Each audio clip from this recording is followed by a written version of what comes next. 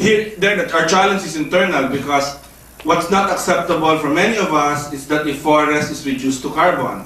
So my goal in the negotiations is to make sure that forest is never reduced to carbon, and that forest is always linked to indigenous people's rights, to governance, to biodiversity, to co-benefits, etc. We've been very successful, and the Philippines also has led that effort with Vicky Corpus negotiating, and myself chairing. We've been very successful in arriving at that political goal of not, of not reducing trees and forests to commodities or to pure carbon. But then we're successful, as I said, because we isolate.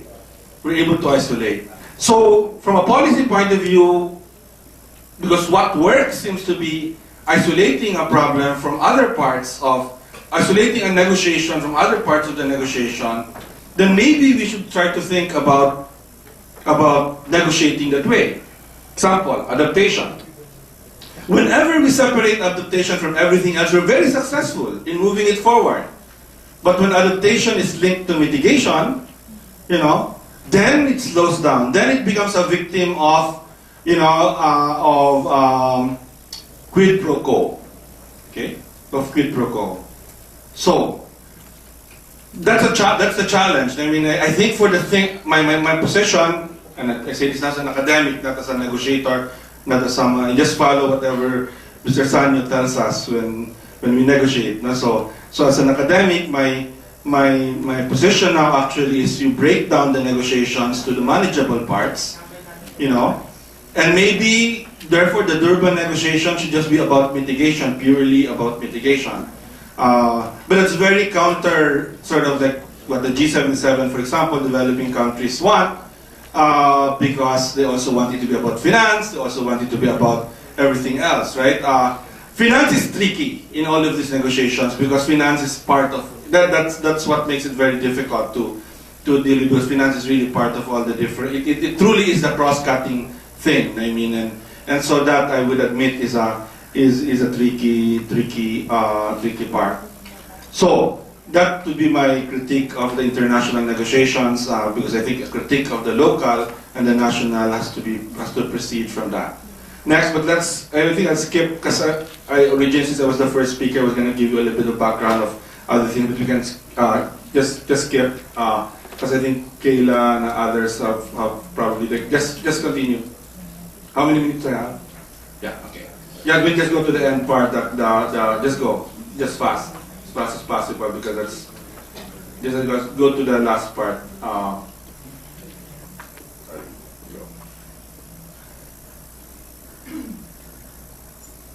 think this is the wrong one though, sorry. No, this is the wrong, no. This is not the NCPAG, never mind, I'll just talk. It's I gave a talk to climate change to the Philippine Women's University, and this is the one that's used. It's the other one. It's the NCPAG one. Yeah, that's not the NCPAG. That's the no. Anyway, that's fine. I can talk about it. I memorized that. We wrote a paper for this, which we gave. Because I wanted an opportunity to write it down. For the national, it's really very, very simple. I mean, we have the best set of laws in the world now on climate change. From a climate change point of view, from a substance point of view, disaster risk reduction, integrated adaptation mitigation approach. The Climate Change Act, together with the National Framework on Climate Change and the National Climate Change Action Plan, and now supplemented by the People's Survival Fund. My God, we're in heaven, policy-wise, right? But what was missing before the People's Survival Fund always was the funding of all of this, right? So hopefully, so that part I'm not going to criticize, because I'm hopeful that the People's Survival Fund will give us the opportunity to actually implement a number of things. Because for the first three, and then of course I have to add the DRRM Act, because they're all integrated together. Before the People's Survival Fund, you basically have 4 very good laws that are unfunded, that downloads a lot of downloads a lot of responsibilities to local governments, but does not provide opportunities for resources, right? Hopefully, the People's Survival Fund will deal with that. No, but that's not just the gap. The problem is that it's not just a financing gap. I mean, it's not just a budgetary gap. It's also an institutional gap and a human resource gap that we have. That's not solvable just by putting a lot of money into the problem. I mean, so for me, I think we need to be able to do institutional analysis and know what we need to invest in. Okay, the president, for example, the Climate Change Commission is the one critique I have. Can you go to the next slide? That's better. Yes, just to go to the bottom. Can the current institution structure address the country's needs? And there I have to say, no, it doesn't. You know what I mean? As much as I love the Climate Change Commission, because I really do, and I really love the people there, many of them are my students and people I have mentored, so it's not a personal thing, but it really is, in the face of the big problem, it is a dot in front of a very, very big problem. And my problem with it is that once it was created, all the different agencies, look at the way the DENR behaves. Oh, that's not our problem, that's climate change problem. You know, Commission's problem. But climate change is what? How many are you now living? 150? 150? 60? God! Right? Less than $1 billion, probably, budget. 100 million? 60 million, my God, look. The DNR, 12 billion. I think, huh? Diba? I mean, it's just so obvious. I mean, how foolish we have been when we do this. I mean, we do something like this, yes. And wrap up. So that for me, I mean, and then of course having the president as the chairman of the commission worsens it, because the truth is when you have a president that is not interested, then the Climate Change Commission with the president chairing will never meet, right? As this one has met once, I think, if I'm not mistaken, maybe twice, in 2 years' time. You know, I mean, for all the faults of GMA, the Climate Change Commission met once a week. You know, I mean, again, of course, that doesn't mean things will get done. Especially if what you're gonna get to is just do solid waste. I mean, and think that's a solution to climate change. Prioritization, I think, is still a problem in the Philippines between mitigation and adaptation. And while in principle everyone agrees that you actually prioritize adaptation, I think we get diverted a lot to mitigation, and we end up therefore being diverted from our resources. I mean, because it doesn't mean that if the money is there, that therefore we should take it, you know, because still energy will be used by it. So I think we have to be much more disciplined as that, because again, the myth is adaptation now is the priority in the Philippines, but the reality, I think, is that we get diverted a lot still to mitigation, and I think we want to keep ourselves honest about that. I said I won't criticize right now the funding, so I'll stay there, because I'm hoping that the People Survival Fund will do the trick. Thank you.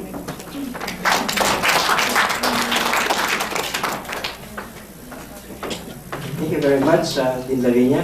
For anything else, we might have to extend the first set of presentations, because we started late at 1:30, so we don't want to change our presenters who were asked to do presentation for 15 minutes each. So Dean Lavinia's paper was about critical thinking about the policy needs and local scientificness of climate change, and we have already the best set of laws for this country, but it remains to be proven if they're really working. And I think our guest speakers for the second session will try to validate that or refute that. We have cases from the Dagupan City and Sorsogon City later.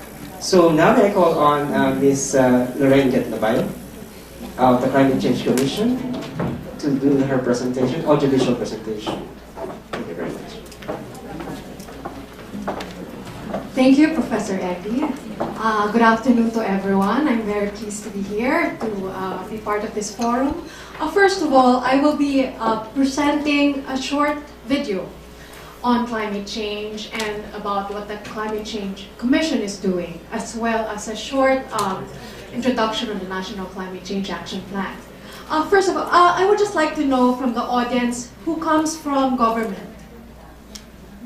So there are a lot of us from here. And from the academe? Okay. Okay, and civil society groups and business? Okay. Okay, so I'm presenting this video because we've been talking a lot now for the past hours, and I want us to know what is climate change, just for us to have a feel of how it is affecting everyone here, and I'm sure it is actually part of our lives now. So give me this chance to present to you the video. It's just around 10 minutes, and then I will be presenting further the National Climate Change Action Plan and what is the Climate Change Commission doing in partnership with other government institutions, the academe, and also the civil society groups. Can you please go?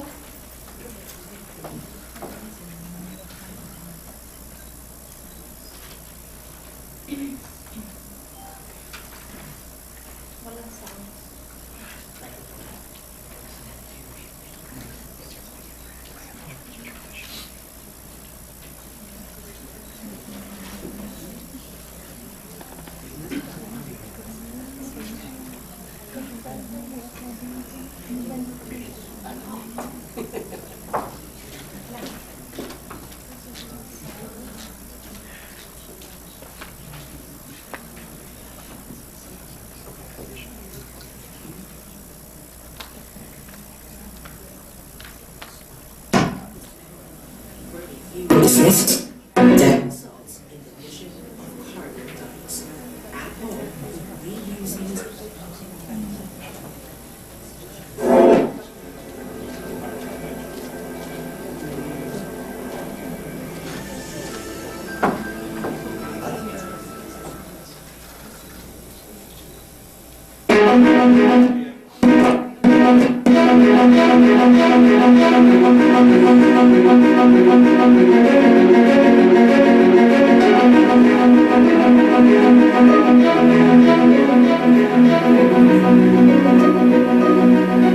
Part of our modern way of life are these vehicles that we use for transportation. For these to run, burning fuel is necessary that results in the emission of carbon dioxide. At home, we use these appliances every day.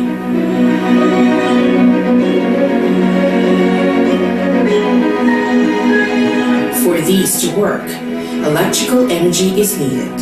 However, this energy also comes from burning of oil, gas, and coal that emit greenhouse gases composed mainly of carbon dioxide and methane into our atmosphere.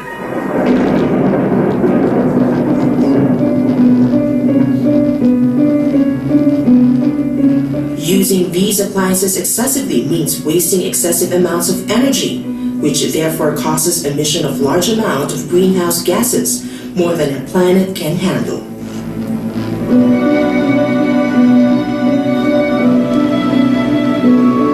Now imagine these are greenhouse gases.